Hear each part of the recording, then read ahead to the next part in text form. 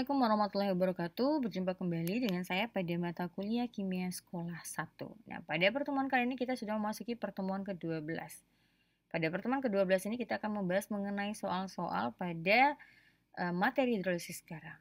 Nah, di sini saya sudah menerima 5 soal ya yang akan kita bahas. Mari kita bahas bersama langsung saja untuk soal yang pertama. Soal pertama yaitu sebanyak 50 ml larutan HNO2 0,1 molar direaksikan dengan 50 ml KOH yang molaritasnya 0,1 molar. Reaksi yang terjadi seperti ini. Nah, jika KW air itu sama dengan 10 pangkat min 14 dan Ka itu HNO2 itu ada 5 kali 10 pangkat min 14, maka besar pH campuran tersebut adalah. Nah, di sini sebelum kita bahas soal ini, saya mau menekankan dulu ada beberapa poin ya kepada saudara. Intinya atau konsep dalam hidrolisis garam. Nah, kapan garam itu terbentuk atau terjadinya hidrolisis garam? Hidrolisis garam itu terjadi ketika ya asam dan basa itu bereaksi dan kedua-dua pereaksinya tadi itu sama-sama habis bereaksi. Nah, sehingga tidak ada yang tersisa. Yang dihasilkan keseluruhannya adalah hanya garam dan air, seperti itu. Nah, tentunya garam ini kan mempunyai sifat. Kita tahu bahwa sifat garam itu kan ada 3. Ada garam asam, ada garam basa, dan ada garam netral. Kan seperti itu. Nah, di dalam proses hidrolisis garam itu juga ada sifat garamnya asam, basa, dan netral. Nah, kapan terbentuknya garam asam ya? Nah, kita bahas dulu sifat garamnya. Sifat garam yang terbentuk. Nah, sifat garam itu ada 3. Yang pertama adalah garam asam. Garam asam itu terbentuk ketika ya asam kuatnya itu bereaksi dengan basa lemah.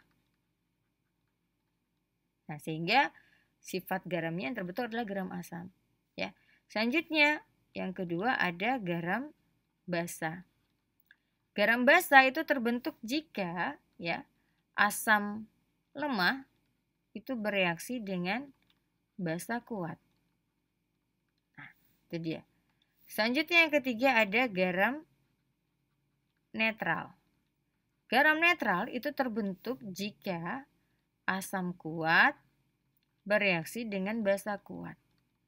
Nah, seperti itu. Nah, sekarang ya saudara yang perlu saudara perhatikan itu adalah di sini kita bisa simpulkan bahwa garam yang terbentuk itu berasal dari yang kuat-kuatnya. Oke, garam itu terbentuk berasal dari yang kuat-kuatnya. Ketika yang bereaksi itu yang kuatnya adalah asam, maka nanti garam yang terbentuk adalah asam. Kalau yang kuatnya itu basa, maka yang terbentuk adalah basa. Ketika kedua-duanya kuat, maka yang terbentuk adalah garam netral. Nah, ini dia untuk sifat garam. Kemudian bagaimana untuk menghitung pH-nya? Kalau menghitung pH kan berarti ada asam dan basa. Maka di sini yang perlu kita lihat itu adalah menentukan konsentrasi H+ dan konsentrasi OH-. Ya. Kalau garam asam ya berarti yang harus kita tentukan adalah konsentrasi H+-nya. Maka di sini untuk menghitung konsentrasi H+, ya untuk hidrolisis garam, itu adalah rumusnya akar KW. Karena dia garam asam berarti kan basanya yang lemah. Basa yang lemah itu berarti yang mempunyai Kb, yang mempunyai konstanta disosiasinya itu ya berarti basa kan. Berarti di sini Kb dikali konsentrasi garam. Ini saya selalu menghubungkan X ya. X itu adalah valensi garam. Karena nanti ada beberapa garam yang itu bervalensi 2. Misalnya itu adalah CaSO4 misalnya. Itu kan berarti garamnya bervalensi 2. Itu akan berpengaruh. Ya. Selanjutnya ini ada konsentrasi OH-. Konsentrasi OH- di sini rumusnya kebalikannya berarti KW per Ka kali konsentrasi garam per X.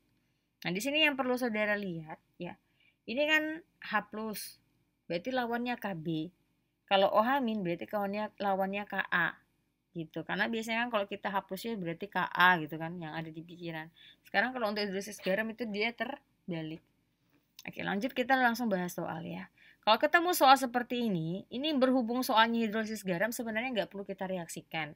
Ya, tapi karena seandainya nanti saudara menemukan soal dan di soal itu kan tidak tahu kita di hidrolisis garam apakah buffer ataukah reaksi asam basa biasa.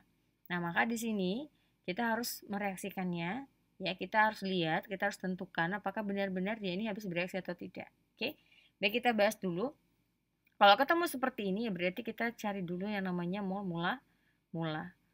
Mol mula-mula berarti kita cari mol mula-mula dulu untuk HNO2.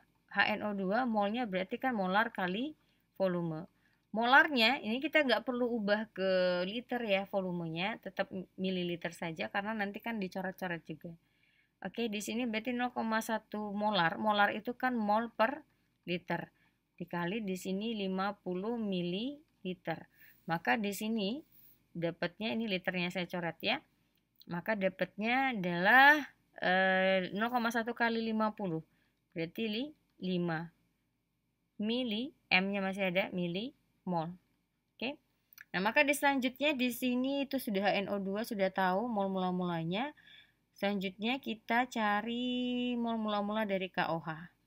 KOH berarti juga sama molar kali volume. Maka di sini juga sama 0,1 mol per liter kali 50 ml. Rapatnya adalah 5 milimol. Langsung aja ya. Nah, selanjutnya kita udah dapat. Maka kita masukkan ke dalam reaksi. Kita tulis dulu reaksinya ya. Kita tulis reaksinya yaitu KOH, saya nggak tulis fasanya ya, biar cepat. Menghasilkan KNO2 ditambah H2O. Maka ini hasilnya ya MRS, mula-mula reaksi sisa. Kita masukkan mol mula-mula. Berarti di sini mol mula-mulanya adalah 5 milimol. 5 milimol, di sini juga 5 milimol. Nah, maka di sini yang bereaksi adalah karena koefisiennya ini sama-sama 1, berarti yang menjadi reaksi pembatas adalah kedua-duanya. Maka di sini jadinya ini juga 5 milimol dan ini juga 5 milimol. Maka ini kan habis bereaksi. Maka terbentuk di sini juga ini pasti juga 5 milimol, ini juga 5 milimol. Ini 5 milimol, ini juga 5 milimol. Maka di sini berarti kita sudah tahu. Saudara bisa melihat ya, mengidentifikasi kalau diketahui Ka berarti asamnya yang lemah. Pasti basanya kuat, kan begitu. Kalau di sini nanti diketahui Ka dan Kb ya berarti dua-duanya lemah. Nah, tapi kalau di sini diketahui itu nanti tidak diketahui Ka atau Kb ya berarti dua-duanya kuat, kan seperti itu. Karena Ka di sini diketahui, maka ini berarti asamnya yang lemah, basanya kuat. Nah, berarti kalau basanya yang kuat ya berarti yang yang akan dicari itu adalah OH-. Karena sifat garamnya pasti sifat garam basa. Nah, maka di sini hal yang harus kita cari terlebih dahulu karena nanti ada konsentrasi garam, maka kita harus mencari dulu berapa konsentrasi garamnya. Konsentrasi garam itu dicari dari mol yang dihasilkan ya. Mol garam yang terbentuk itu dibagi dengan volume total. Maka di sini mol garam yang terbentuk itu adalah 5 milimol. Dibagi dengan volume totalnya berarti 50 tambah 50. Saya langsung saja ya, 100 mililiter. Ini milinya saya hapus, berarti kan jadi mol per liter. Maka di sini 5 kali 10 pangkat min 2 molar alias mol per liter. Maka di sini langsung kita lanjut saja. Ya, dapatlah konsentrasi garamnya. Ini saya kotain aja ya. Kalau begitu, ini saya kotain. Kita cari pH. Maka di sini pH-nya ya kita cari konsentrasi OH- terlebih dahulu. Kenapa? Karena garamnya garam basah. Maka di sini akar. Ini saya nggak buat rumus lagi ya. KW per Ka. KW-nya 10 pangkat min 14. Ka-nya itu adalah 5 kali 10 pangkat min 4 dikali konsentrasi garamnya 5 kali 10 pangkat min 2, ini panjangin lagi, dikali valensi garamnya 1. Oke, nah maka di sini jadinya kita cerot ya. Ini kita coret 5 sama 5 habis, ini tinggal 10 pangkat min 10. Maka 10 pangkat min 10 ini ada 10 pangkat min 2. Ini jadinya 10 pangkat min 12 akar. Maka ini dapatnya 10 pangkat min 6. Maka pOH-nya itu adalah min log konsentrasi OH min log 10 pangkat min 6 sama dengan 6. Maka pH-nya itu sama dengan 14 dikurang 6. 14 kurang 6 berapa? 8. Maka jawabannya adalah E. Ya. Oke, selanjutnya soal nomor 2. Di soal nomor 2 masih sama ya. Kita cari mol mula-mula, saya langsung aja boleh ya. Nanti saudara hitung-hitung sendirinya kan mudah itu. Kita langsung aja kalau mau direaksikan. Nah, kalau enggak juga enggak apa-apa, tapi saudara harus membiasakan. Takutnya nanti kan kalau di dalam soal kita enggak tahu mana dihidrolisis, mana yang asam basa biasa, mana yang buffer gitu loh. Ya, ini MRS. Oke, saya langsung saja. Di sini 25 kali 0,2 pasti dapatnya 5 juga, ya kan? 5 milimol. Ini juga 5 milimol. Sudah barang tentu ini pasti hidrolisis garam karena ini merupakan pokok bahasan hidrolisis garam. Habis ini juga yang terbentuk adalah 5 milimol. Oke. Tapi harus saudara kerjakan ya step by stepnya, kalau enggak nanti saudara bersalahan. Oke, selanjutnya setelah kita dapat apa tadi yang harus kita tentukan adalah konsentrasi garamnya. Oke, saya buat konsentrasi garam di sini ya. Konsentrasi garam adalah 5 milimol. Saya langsung aja ya, per volume total. Volume totalnya adalah 50 ml. Maka di sini milinya sama-sama habis. 5-nya habis ya, berarti ini 0,1 alias 10 pangkat min 1 mol per liter. Kan begitu. Oke, kita lanjut masuk ke karena di sini yang diketahui itu Kb, berarti ini pasti garam asam. Maka yang kita tentukan adalah konsentrasi H+. Konsentrasi H+ sama dengan akar Kw per Kb, berarti Kw-nya 10 pangkat min 14. Ya langsung aja ya, nggak nulis rumus lagi. Kali 10 pangkat min 5 kali konsentrasi garam. Konsentrasi garamnya adalah 10 pangkat min 1. Valensi garamnya adalah 1. Maka di sini jadinya apa? Ini kita coret. Ini kan 10 pangkat min 15 ya. Ini berarti jadinya 10 pangkat min 9 sama 10 pangkat min 1 dapatnya 10 pangkat min 10 kan. Akar. Maka ini dapatnya 10 pangkat min 5. Maka yang menjadi pH-nya berarti pH itu sama dengan min log konsentrasi H+. Berarti min log 10 pangkat min 5. Dapatnya adalah 5. Maka jawabannya di sini A. Karena 5 kurang log 1 itu sama dengan 5. Atau ini boleh juga, ini kan 10 pangkat min 5 itu sama nggak dengan 1 kali 10 pangkat min 5? Sama. Maka di sini jadinya ada 1 kali 10 pangkat min 5. Maka di sini 5 dikurang log 1. Log 1 itu 0. Oke. Itu dia. Lanjut kita soal nomor 3. Reaksi antara asam dan basa berikut yang menghasilkan garam yang terhidrolisis sebagian dan bersifat asam adalah. Nah, kita perlu lihat mengenai reaksi hidrolisis itu ada yang hidrolisis sebagian, ada yang hidrolisis total. Nah, kapan terjadinya hidrolisis garam yang bersifat sebagian atau parsial? Kapan yang terjadi hidrolisis garam yang bersifat total? Nah, hidrolisis parsial itu hidrolisis yang terjadi pada garam yang terbentuk dari asam kuat basa lemah atau asam lemah dengan basa kuat. Itu hidrolisis parsial ya. Hidrolisis parsial itu terjadi jika asam kuat itu bereaksi dengan basa lemah atau asam lemah bereaksi dengan basa kuat. Kapan terjadinya hidrolisis total? Hidrolisis total terjadi ketika asam lemah itu bereaksi dengan basa lemah. Di mana nanti untuk pH-nya, itu tergantung dari besarnya Ka atau Kb-nya. Seperti itu. Ya. Ini bergantung dari besarnya Ka ataupun Kb yang bereaksi tadi. Oke. Itu dia. Selanjutnya kita bahas ya untuk ini. Karena yang ditanya adalah hidrolisis parsial atau sebagian, berarti kita deteksi dulu mana di asam kuat dan basa lemah. Dan dia sifatnya asam. Ingat kita cari yang berarti yang asamnya asam kuat. Cek nomor A. A ini NaOH, ini basa kuat. Pasti ini bukan jawabannya. Ini kita langsung coret, bukan. Yang B itu juga masih basa kuat. Nah, kemungkinan tuh CDE. Sekarang kita deteksi dulu. Yang E itu kan asam kuat sama apa namanya? Asam kuat basa kuat ya juga bukan ya kan? Karena dia sifatnya asam kan.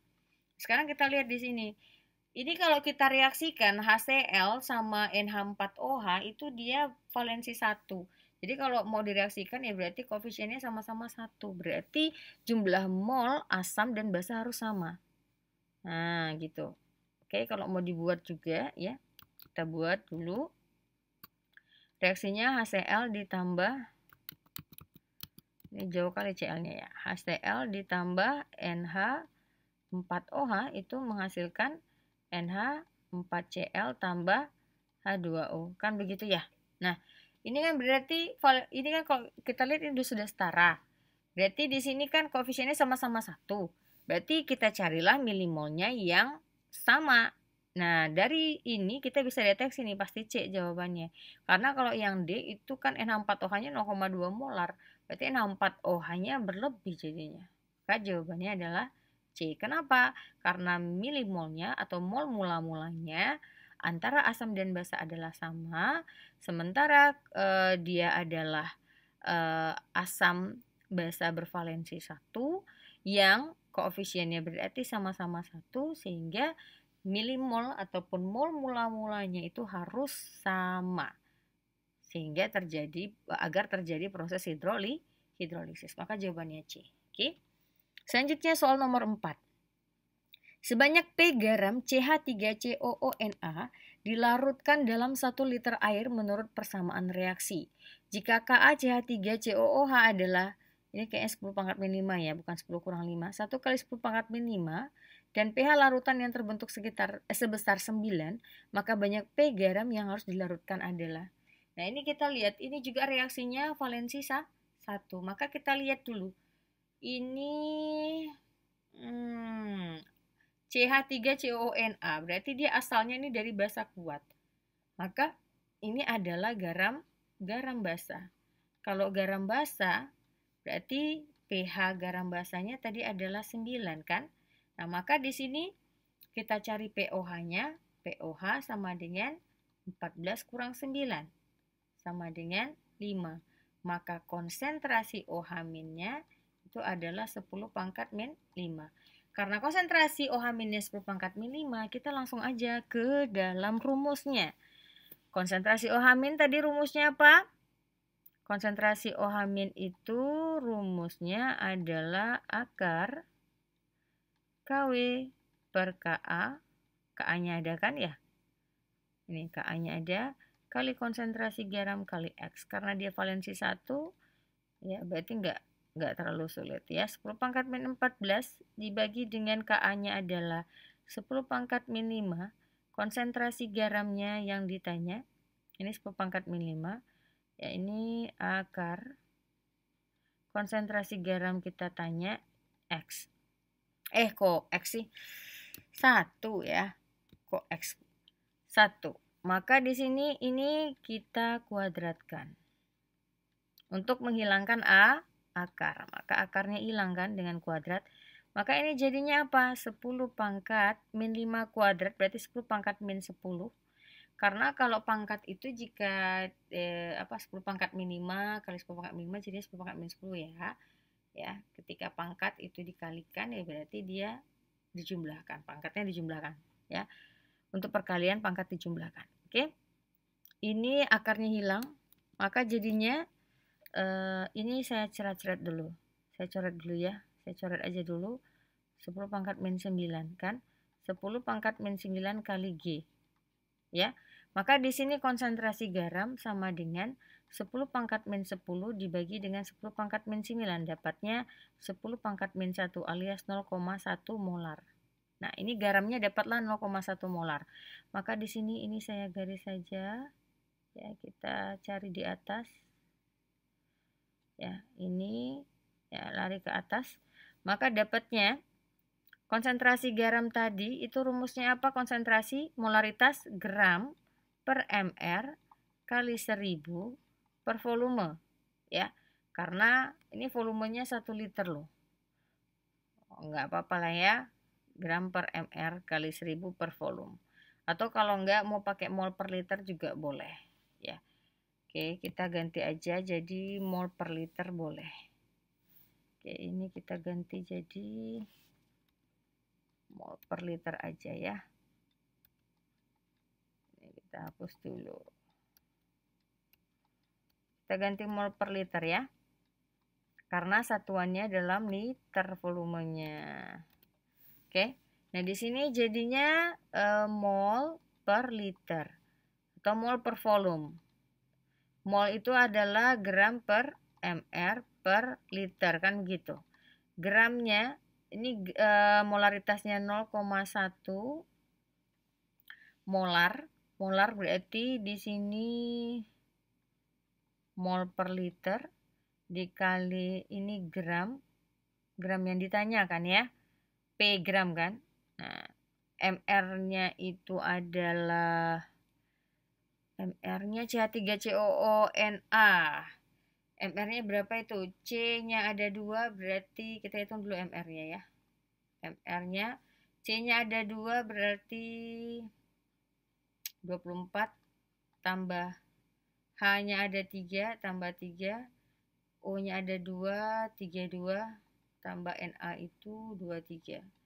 Berapa nih hasilnya? 27 berarti 59 berarti 7 82 ya. Bener kan ya 82? Coba kalau ragu dipencetin kalkulatornya aja ya kalau ragu. Tapi rasanya udah bener ya. Rasanya udah bener. Berapa hasilnya? 82.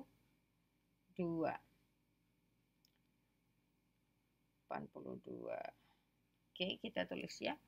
82 per liternya. Liternya 1 kan? 1 liter.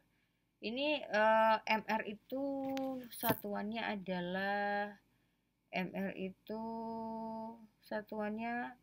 adalah gram per MR. MR itu satuannya berarti gram per mol ya. Gram per mol. Nah, itu. Oke. Maka di sini jadinya liternya hilang. Ini satuannya jangan sampai lupa ya. Karena kalau satuan lupa kita jadi salah nanti. Liternya hilang kan? Molnya juga hilang. Nah, bisa dicoret. Maka ini hasilnya dapatnya berapa? Dapatnya berarti ini saya tulis dulu lah begini ya. 0,1 gram per 82 gram kan begitu. Maka gram di sini 82 kali 0,1 berarti 8,2 gram. Dapatnya 8,2 gram. Nih, C jawabannya. Oke. Oke, kita lanjut soal terakhir yaitu soal nomor 5 ya. Terdapat larutan berikut. Pasangan garam yang bersifat basa ditunjukkan oleh nomor, yaitu tunjukkan nomor. Sekarang kita lihat dulu yang bersifat basa itu berarti garamnya berasal dari basa kuat dengan asam lemah. Kita lihat dulu. Na itu kan berarti dia basa kuat. Ini CO3 itu berarti dari asam karbonat, dia asam lemah. Berarti ini jadinya benar ya. Kita cek dulu satu benar ada apa enggak. Kemudian NaCN juga. Ini juga basanya kuat, CN-nya lemah. Ini benar juga. NH4Cl ini Cl-nya yang asam kuat. Ya, ini asamnya kuat, berarti bukan. CH3CONA basanya kuat, asamnya lemah. Benar juga. KCl itu garam netral, ya. Bukan. Berarti jawabannya 1, 2, dan 4. 1, 2 ada, 2, 4 ada enggak? 2, 4 enggak ada. Berarti jawabannya adalah 1 dan 2. Karena 2 dan 3 bukan, 2 dan 4 tidak ada. Maka jawabannya 1 dan 2. Itu dia. Ini dia penjelasan soal dari saya untuk hidrolisis garam. Mudah-mudahan bermanfaat. Silakan saudara pelajari lebih lanjut agar lebih mahir dalam mengerjakan soal-soal hidrolisis garam. Oke, demikian penjelasan dari saya. Saya akhiri dengan Assalamualaikum warahmatullahi wabarakatuh.